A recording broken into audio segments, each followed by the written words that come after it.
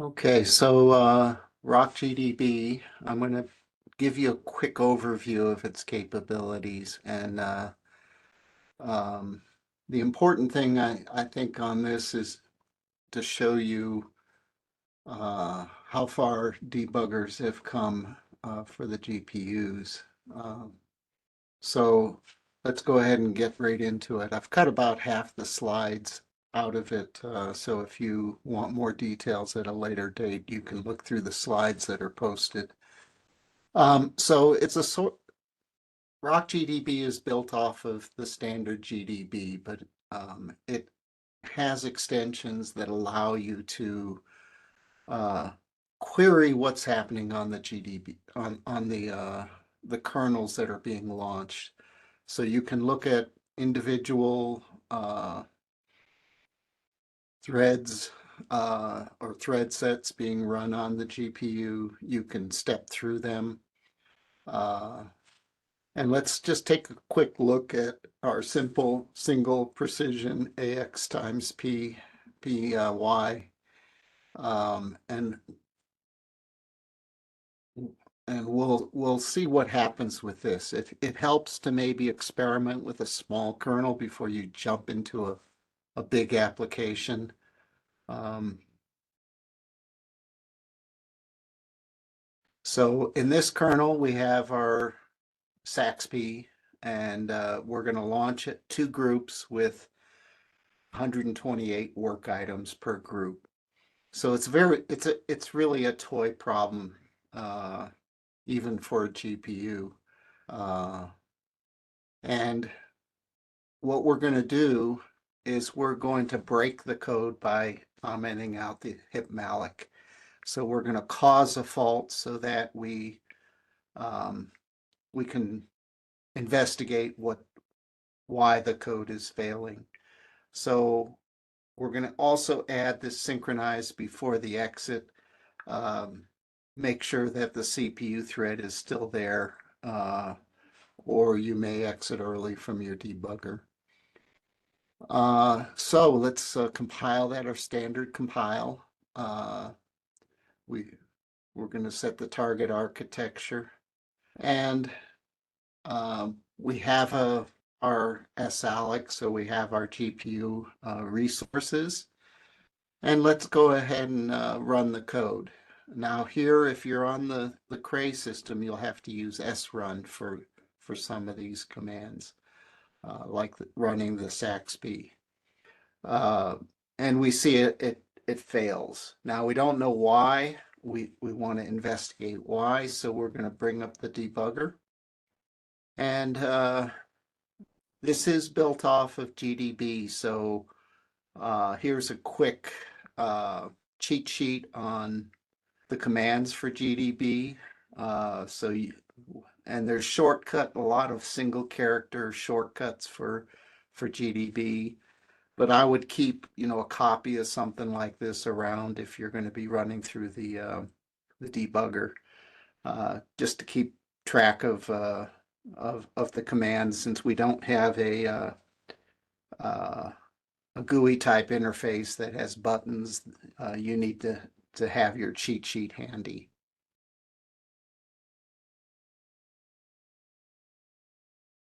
Okay, so we're going to run rocgdb saxpy. Now, for Cray, you have to run this on the back end. So you're going to put an srun in front of it.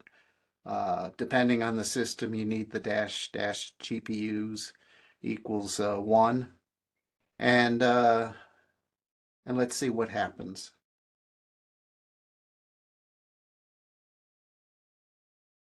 So the output on our console is showing that we had a segmentation fault.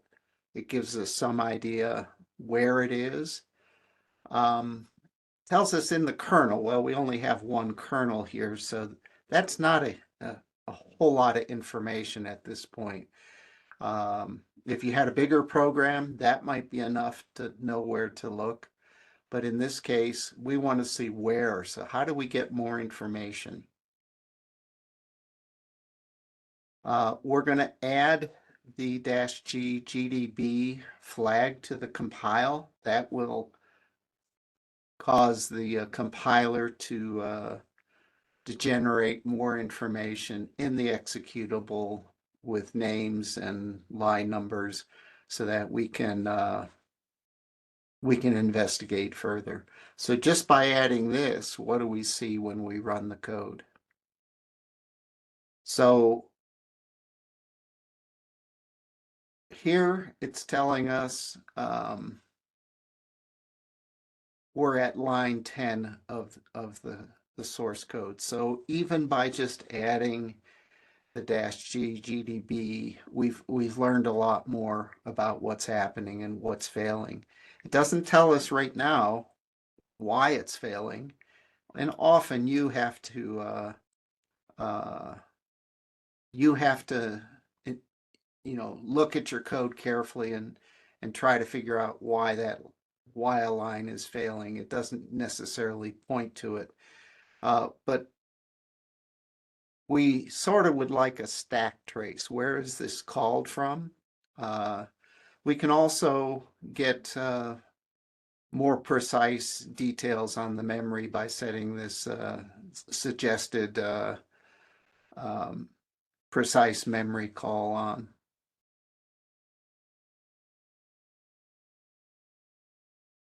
So what has happened here is we had the seg fault in the GPU on the GPU side.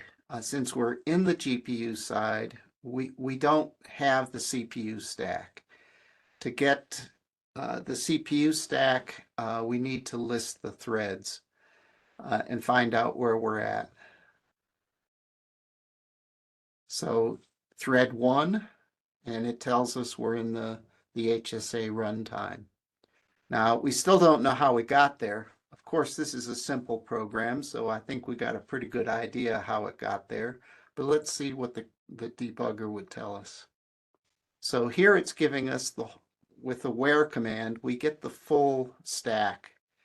And that is quite helpful in diagnosing more complex programs. Where are you in the program? So we know it's at line 25 of the source code in this XP kernel main, and then we can trace all the calls down to where it failed in the kernel.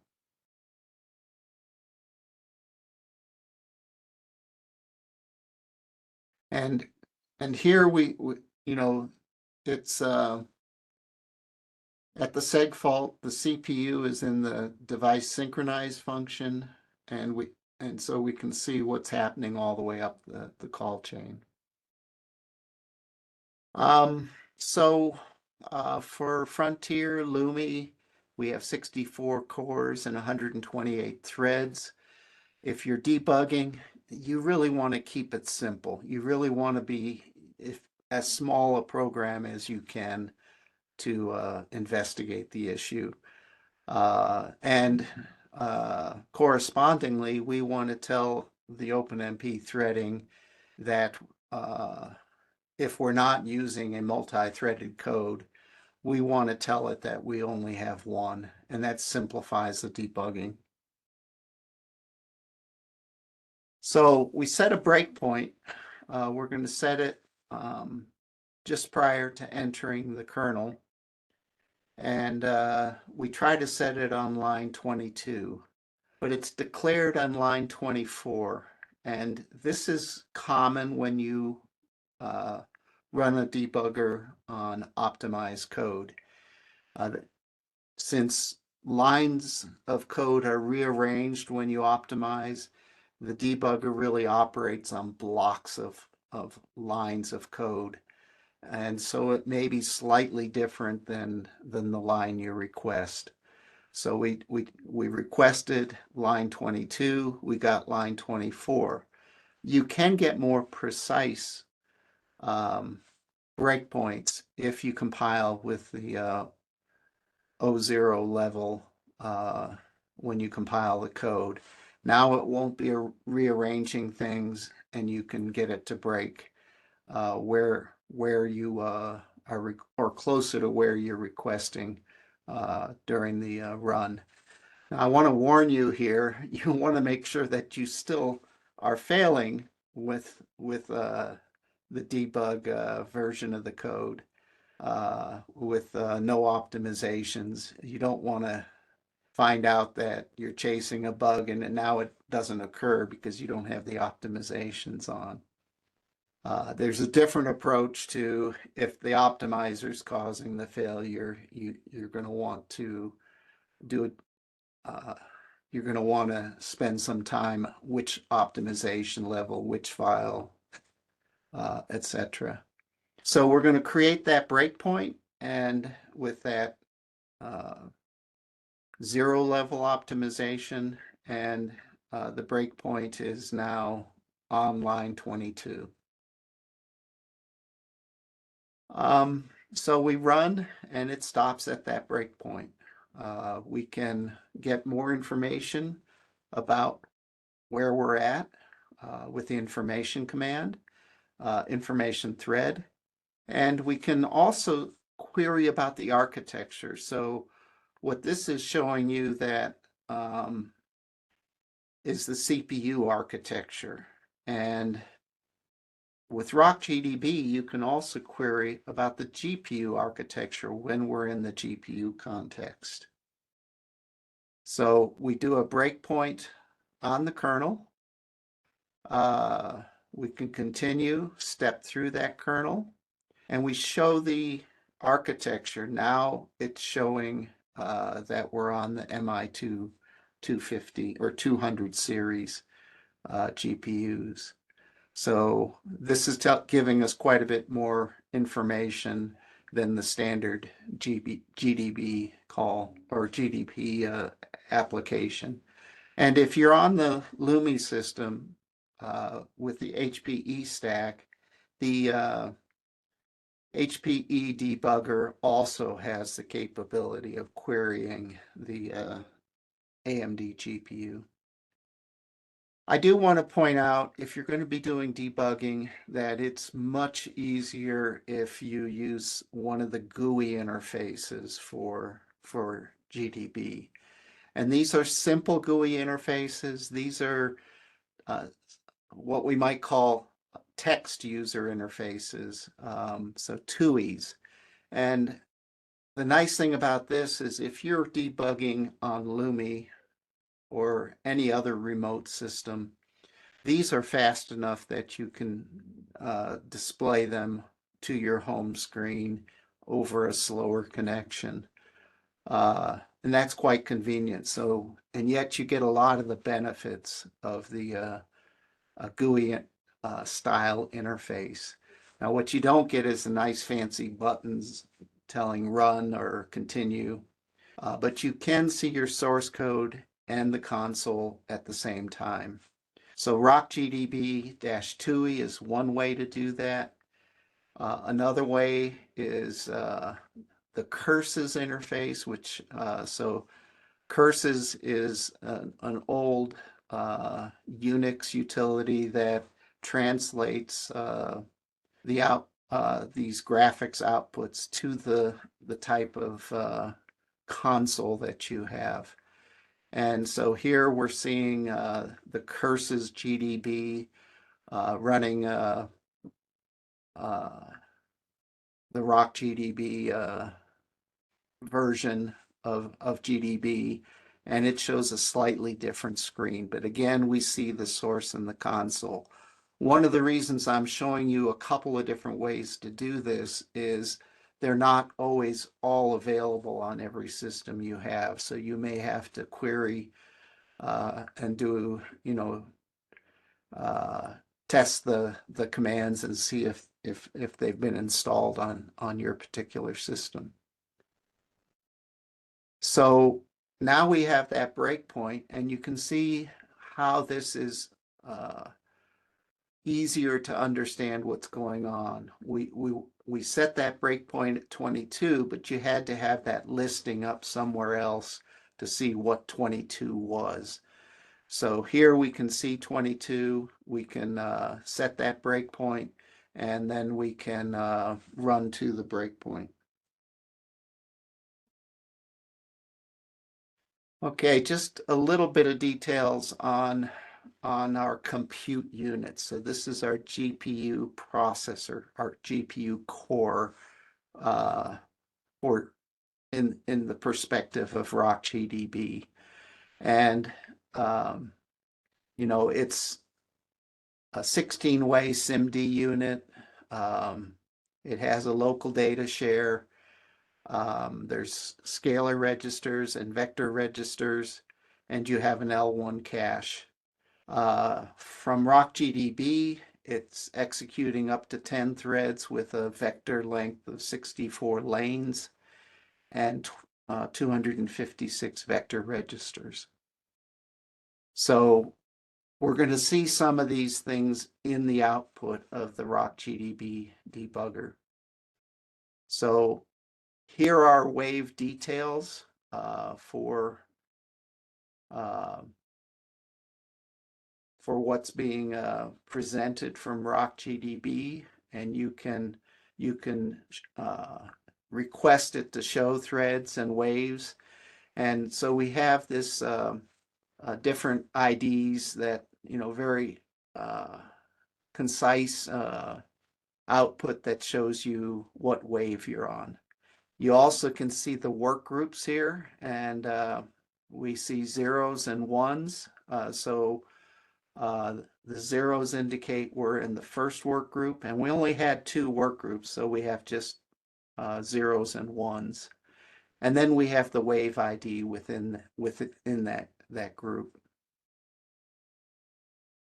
So you're actually getting a lot of information here in the GPU, and that's actually quite exciting, because